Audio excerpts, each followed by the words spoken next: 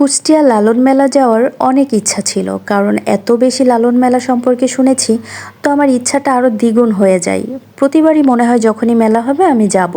তার কারণ আমার মেলা ঘুরতে খুবই ভালো লাগে। মেলার খাবার দাবার খেতে, বিভিন্ন স্টলে কত ইউনিক ইউনিক জিনিস পাওয়া যায়। তো আমি ভাবছিলাম আমাদের ঢাকাতে যেমন বাণিজ্য মেলা হয়, তো লালন মেলাও হয়তো ওরকম, তবে বাণিজ্য মেলাটা বিভিন্ন দেশ থেকে স্টল বসে। আর এটা মনে হয় দেশীয় কোনো কিছু হবে, কারণ সারা বাংলাদেশ থেকে নাকি মানুষ যায়। তো এরকম আর কি একটা এক্সপেকটেশন, মানে ধারণা ছিল, সেই ধারণা থেকে কিছু এক্সপেকটেশন নিয়ে আমার মেলা দেখতে যাওয়া। তো এই যে আমরা কাজিনেরা যাচ্ছি মেলা দেখতে, তো আমার কখনো ট্রেনে জার্নি করা হয়নি। তো সেই সূত্র ধরে ভাবলাম যে এবার ট্রেনে জার্নি করব। লং জার্নি ট্রেনে আমার করার খুবই ইচ্ছা ছিল, তো সেই ইচ্ছাটাও পূরণ হবে। তো নন এসিতে টিকিট করে ফেলেছি, এসিতে পাই নাই, যদিও পাই নাই ভালো হয়েছে, কারণ আমার আইডিয়া ছিল না। আমি ভাবতাম যে মনে হয় কোথাও গিয়ে টিয়ে দরজার কাছে টাছে গিয়ে হয়তো দেখতে পারবো, কিন্তু এসিতে গেলে দেখতে পারতাম না। নন এসিতে যখন মানে যাচ্ছি, তখন কি বলবো, মানে চারপাশটা মানে এত সুন্দর করে দেখতে পাচ্ছি, এত উপভোগ করছি। তবে প্রচুর গরম পড়ছিল এবং ধুলাবালিতে পুরো শরীর ভরে গেছিলো, তারপরেও ভালো লাগছিল।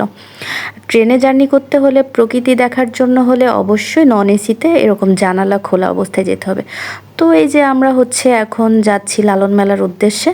তো এই যে চলে এসেছি, তো ওইখানে আমরা ব্যাগ ট্যাগ বাসায় রেখে আমার রিলেটিভসের বাসায়, দেন আমরা আজকে আর যাওয়ার আমার কোনো প্ল্যান ছিল না। ভেবেছিলাম কালকে একবারে যাব, কিন্তু সবাই এত জোর করলো যে যেহেতু আসছি তাহলে যাই। তো ওই যে ড্রেস পরা ছিলাম, যে ড্রেস পরে গিয়েছি, সেই ড্রেস পরেই লালন মেলাতে চলে গিয়েছি।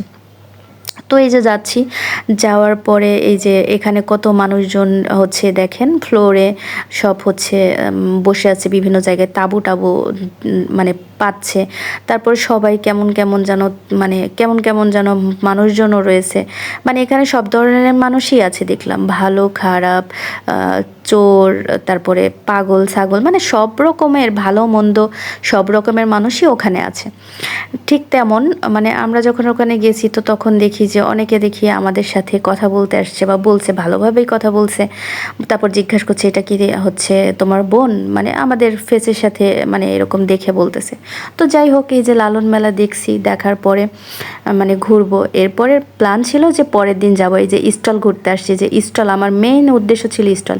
এবং এই যে এখানে যারা গান টান করেন তাদের সাথে এই যে একটু বসে, মানে লালনের যারা ভক্তবৃন্দ আর কি, তাদের সাথে বসে একটু ফুটেজ নিয়ে নিলাম।